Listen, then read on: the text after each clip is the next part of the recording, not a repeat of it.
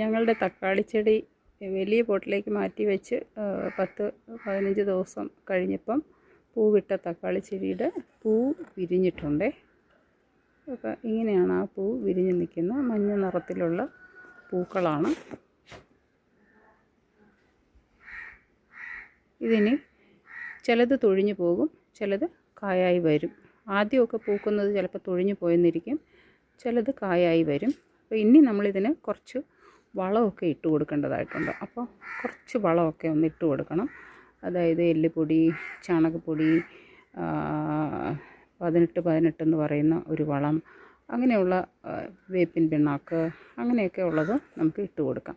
ഇനി ഒരു വളവും നമുക്കിടാൻ പറ്റിയില്ലെങ്കിൽ തന്നെ വീട്ടിലെ പച്ചക്കറികൾ, അതായത് അതിനു വേണ്ടി ഒരുപാട് ബുദ്ധിമുട്ടാനായിട്ടുള്ള സമയവും ഇല്ല, അങ്ങനെയുള്ള ഷോപ്സിലേക്ക് പോയി വാങ്ങിക്കാനുള്ള സമയവും ഇല്ല, അല്ലെങ്കിൽ അത് വളരെ അകലത്തായിരിക്കും പോയി വാങ്ങിക്കാൻ. അപ്പോൾ ഒരുപാട് സ്ട്രെയിനും ഒരുപാട് സഫറും ചെയ്യാതെ തന്നെ നമുക്ക് വീട്ടിലെ പച്ചക്കറികൾ എന്തായാലും നമ്മൾ വെക്കുമല്ലോ. പിന്നെ മത്സ്യവും മാംസവും ഒക്കെ ഉപയോഗിക്കുന്നവരാണെങ്കിൽ അത് കഴുകുന്ന വെള്ളം അത് ഡൈല്യൂട്ട് ചെയ്ത് നമ്മൾ ഇതിൻ്റെ ചോട്ടിൽ ഒഴിച്ചു കൊടുത്താൽ ഇനി അതിനകത്ത് കായ പിടിക്കുന്നതിന് സാധ്യത കൂടും.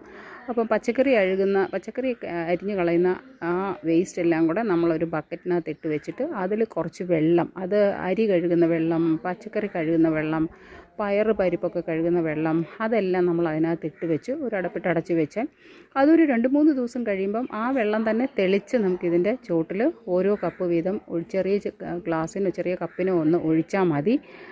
അതൊരു ഒന്നിരാടം കൊടുത്താൽ തന്നെ പുറത്തുനിന്നുള്ള ഒരു വളവും ഇടാതെ തന്നെ ആവശ്യത്തിനുള്ള പച്ചക്കറി ഉണ്ടാകും എന്നുള്ളത് എനിക്ക് പലരും ചെയ്ത് കണ്ട് അറിയാം. ഞാൻ ഇതുവരെ അത് ചെയ്തിട്ടില്ല, ഇപ്പോൾ അത് ചെയ്യുകയാണ്. ഞാനിപ്പം ഇടുന്ന വളം എന്ന് പറയുന്നത് ഇപ്പോൾ എൻ്റെ കയ്യിൽ അവൈലബിൾ ആയിട്ടുള്ളത് ഈ പച്ചക്കറി അരിഞ്ഞിട്ട് അത് വെള്ളത്തിലിട്ട് വെച്ച് 2-3 ദിവസം കഴിഞ്ഞതും അരി കഴുകുന്ന വെള്ളം, പയർ കഴുകുന്ന വെള്ളം, അങ്ങനെയുള്ള വെള്ളങ്ങളൊക്കെയാണ്.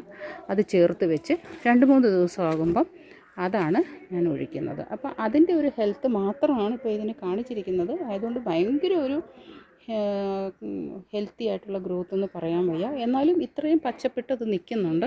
അതിനകത്ത് പൂവും വന്നു കഴിഞ്ഞു. അത് കായാവുന്നതാണ് നമ്മളിനി ശ്രദ്ധിക്കേണ്ടത്. അപ്പോൾ അത് കായായി വരുമോ എന്നുള്ളത് നമ്മൾ നോക്കേണ്ടതായിട്ടുണ്ട്. അത് എൻ്റെ ഒരു പരിശോധനയിലാണ്. ഇത് കായായി ഒരു തക്കാളി ഇതിനകത്ത് ഉണ്ടാകുമ്പോൾ അതിൻ്റെ വീഡിയോയും ഇടുന്നതായിരിക്കും.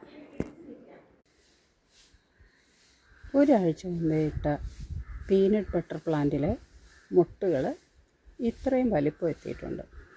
ഇപ്പോൾ അതിൻ്റെ അകത്തുള്ള വിരിയുമ്പോൾ ഉള്ള ഇതളുകളുടെ നിറം കുറേശ്ശെ കാണാം.